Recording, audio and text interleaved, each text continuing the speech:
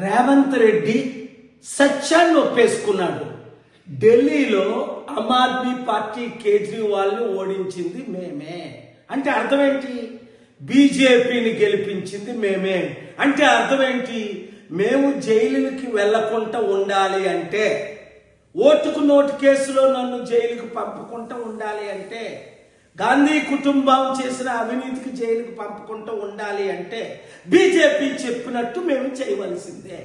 బీజేపీనే మేము గెలిపించాలి. ఇంత దరిద్రమా? ఒక నేషనల్ పార్టీ అయి ఉండి 55 సంవత్సరాలు ఈ దేశాన్ని ఏలి మోదీకి, ఆర్ఎస్ఎస్కి, బీజేపీ తొత్తులైన ఈ కాంగ్రెస్ పార్టీని తెలంగాణ రాబోయే సర్పంచుల ఎలక్షన్లో, దేశంలో ఉన్న ప్రతి ఎలక్షన్లో చిత్తుగా ఓడించి మన ప్రజాశాంతి పార్టీ మోదీని ఢీకొనగలదు, అన్ని పార్టీల్ని ఢీకొనగలదు. కనుక రండి, కదిలి రండి బీసీ, ఎస్సీ, ఎస్టీలారా, మోసపోకండి.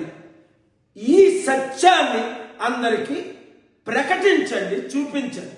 Thank you very much. Share చేయండి.